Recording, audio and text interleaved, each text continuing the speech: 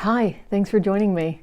By the time that you see this video, I will be getting back from my trip in the mountains. I wanted to give you an update before I left on that trip about some really cool things that I've read and that I have been reading. I wanted to give you an update on 2 books that I've been slow reading. Eager to hear your thoughts on any of these authors and what you've been reading lately. So I'm going to start off with something that came as a library hold. Gosh, I must have seen this somewhere and then it came as a library hold and I wasn't expecting it and I forgot why I put it on hold, but it's prima facie, a legal term meaning, I forget. It's apparent, I think. Facts are assumed. This is a novel by Susie Miller that was a very successful play a couple years ago. This is what I've read. And what interested me was it's a courtroom story, which I like sometimes. So if you're familiar with the play, the novel is, I'm assuming, the play in novel form. The writing was serviceable until it got a more interesting whenever we were in a lot of dialogue.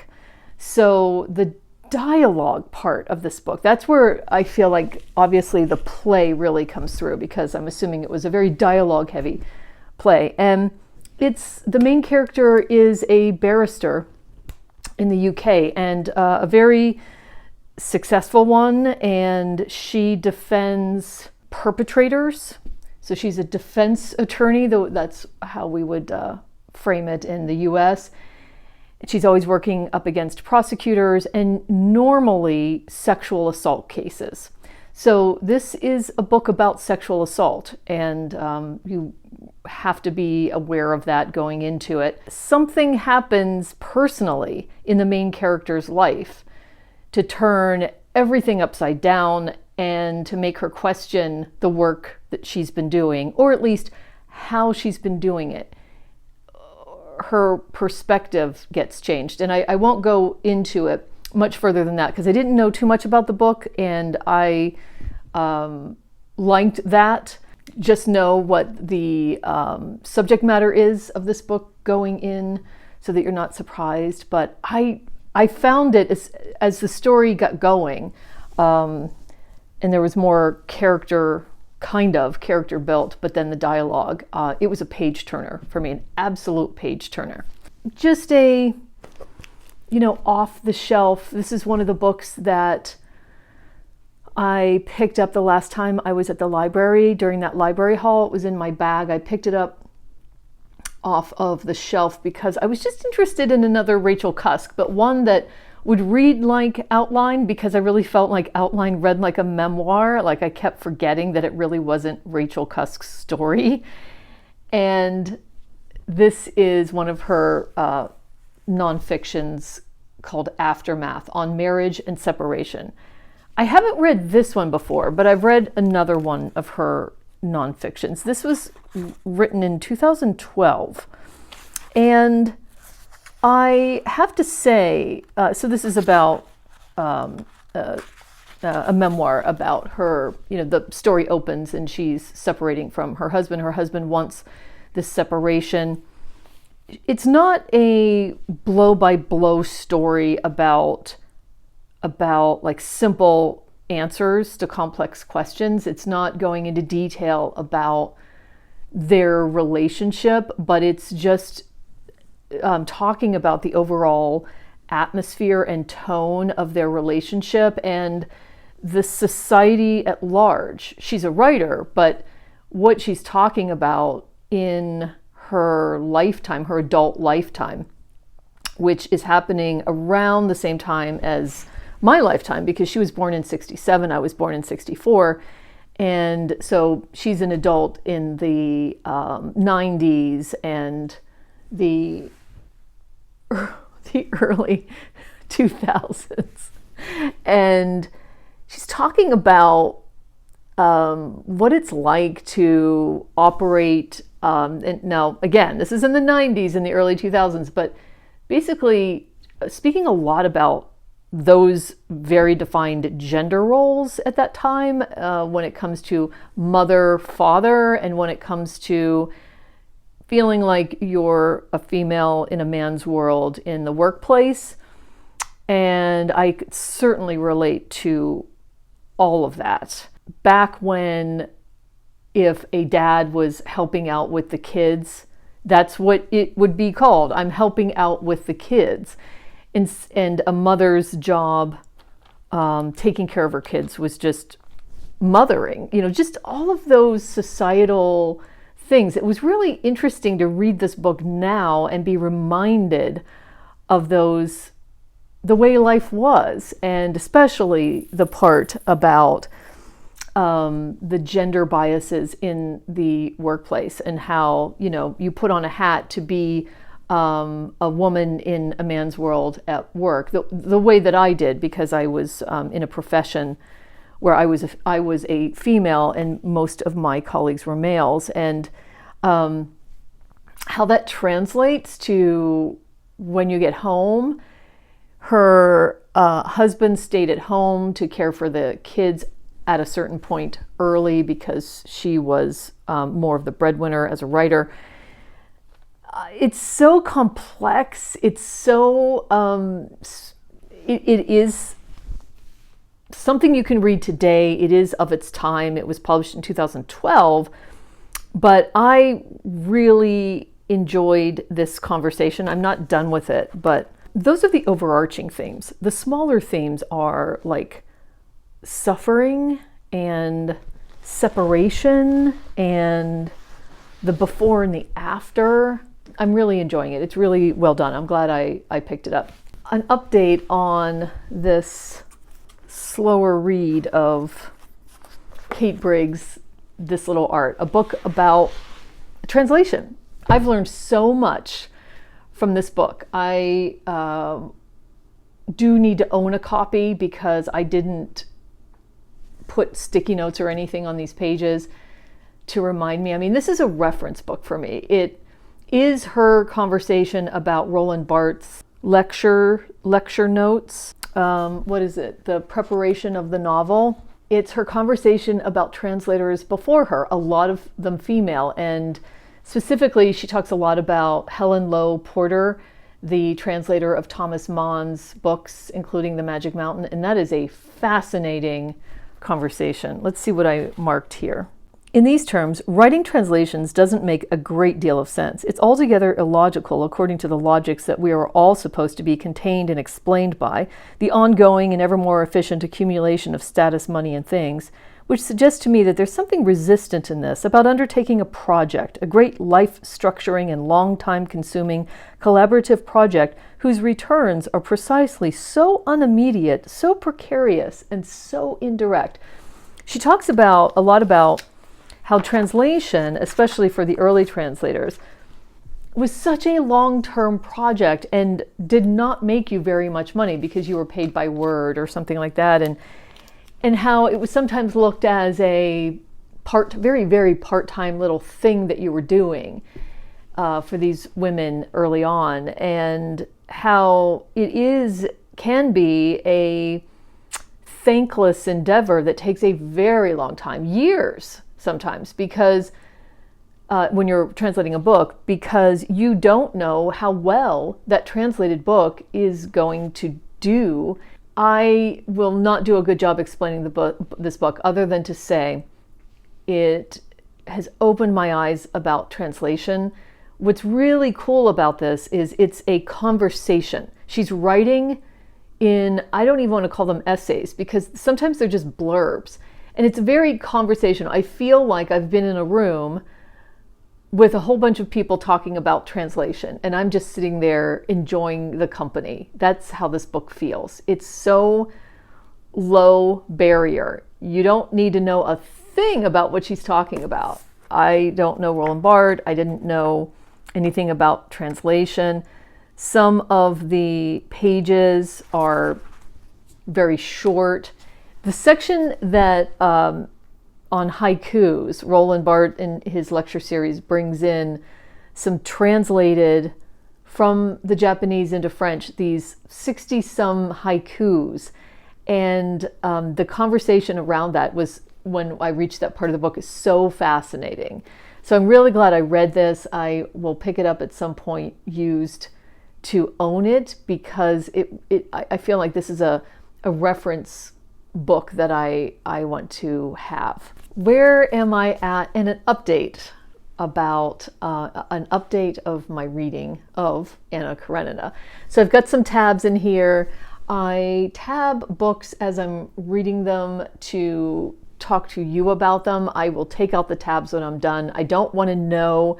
That's a very personal thing for me. I don't want to know where some of the really cool parts of the story are when I ever read this again. I just want to discover them all over again. So that's how I view it. But I have like 300 pages to go. So here are some of my notes. As I have been reading it, I have jotted down some notes. I've already talked to you about, I already mentioned that I didn't really connect or have any feelings about Anna Karenina or Vronsky, the two main characters in this book. Some of the things that I'm going to say here will be specific to the plot. I'm not going to go through what this story is about.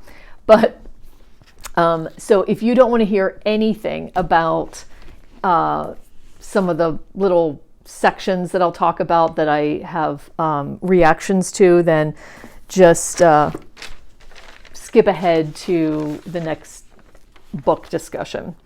I started off, the book starts off with a couple characters being revealed, Dolly and her husband Stepan, and an infidelity scene that happens. And I just found that so emotional and gripping from the very beginning. I was like, okay, great. I'm back in Tolstoy land. I'm having a wonderful time. Page 345, page 350 or so, maybe I'm starting to feel empathy for Anna. She's in an impossible situation because of society. The scene between her and Vronsky, both not really saying what they want to say and both not hearing what they really need to hear. This is a pivotal scene in Anna Karenina. I'm not going to give you the context of this scene, but like, it's really important to both of them. They're both finally have stealed away and they're together in a park or something. Vronsky's heart is set on a duel, and there will be no duel, and Anna really needs to hear some things from Vronsky, and she doesn't hear them. And Tolstoy, man, Tolstoy. Then around page 470, I do feel, so this is where it comes in for me, I do feel full-on empathy for Anna, Alexei, her husband, and Vronsky, everyone, since Anna was so ill after giving birth.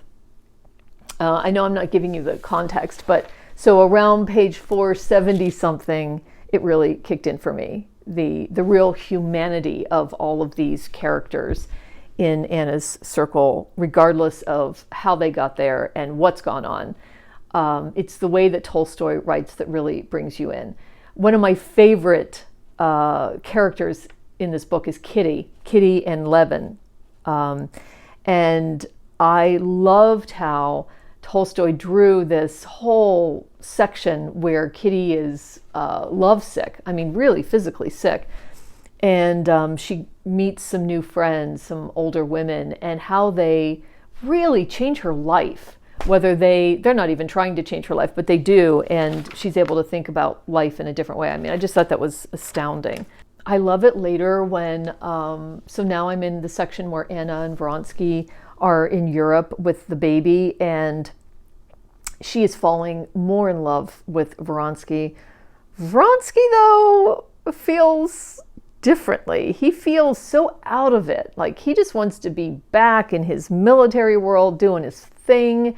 And he's surprised, but he's just not, the holiday isn't the same for him as it is for Anna. And Anna is aware of that. And I just, again, how brilliant, how brilliant. He's experiencing ennui. And then lastly, I am adoring reading the very realistic after the wedding, after everything has been settled, and Levin and Kitty are now back in the country house, and how Levin is like, oh my God, she's taking control of everything. I'm just so enjoying these early days and working out, like, when do you say something? When do you just decide this is how life is? I have to share my life. I have to share my house. I have to share the people supporting this property. It's so, you can just feel that as a very human experience. So this, I am so adoring. I am so glad I started it at the beginning of the year. Again, I'm reading it like 1 chapter, 2 or 3 chapters. Because I'm recording this before I go away, I think I'm just going to leave it. I'm not going to take this heavy book with me, and I'll just have to leave these characters behind while I go away and pick it up when I get back. And lastly, I've decided to pick up The House of Mirth by Edith Wharton. And I started reading it. In that first scene, I thought, I don't know if I want to be back in a society of people who have money. And it was published in 1905. And Edith Wharton was 43 years old by the time this was published. It was her first novel. She considers it her first novel to be published. She was publishing other things before then. I haven't read the entire introduction because it started talking about the story, so I'll finish that later. She's not writing about her own experience, but it's close to it. She knows this society, and the main character, Lily Bart, is she an orphan? She had to go live with her relative. She doesn't have any money. She's being taken care of by an aunt, supported somewhat. She has an allowance, and she's got to find a husband, but she's 29 years old, so considered a spinster in this society. Nobody can really understand why she hasn't married yet. And man, she is just her own self. And after I got past that first scene where I was like, oh, I don't know if I want to be in this society, I really just got sucked in, and so I stayed there, and I'm there. It's very, very early days.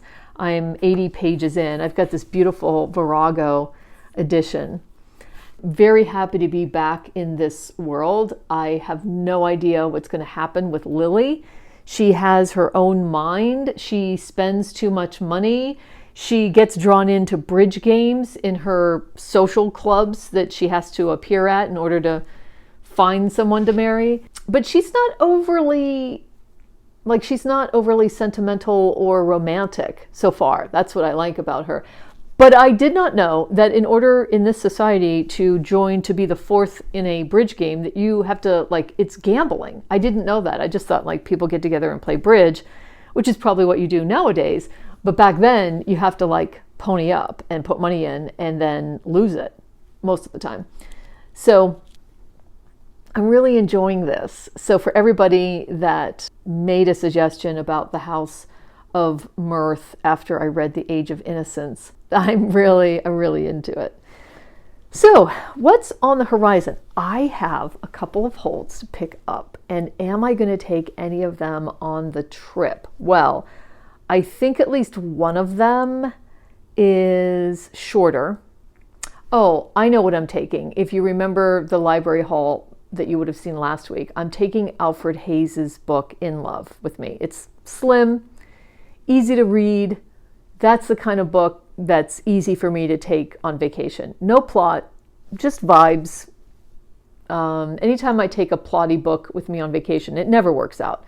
It's never as good an experience as it should be for whatever reason. I'm taking that for sure. And then I have a couple books on hold that I'm trying to remember. I think one of them is Alphabetical Diaries, Sheila Heti's new book. And depending on the size of it, I may take it with me, although it may be a little challenging to read that based on how it's structured. I've read a little excerpt of it, and it may not be a vacation book, so I'll have it waiting for me when I get back. And lastly, I am delving into the world of e-readers.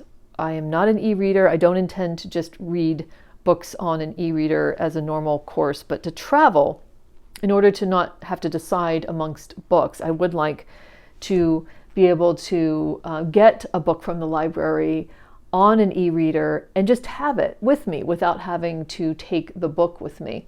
So, and I have also been reading just a couple things from NetGalley that I'm reading on my iPad, and I don't like that experience at all.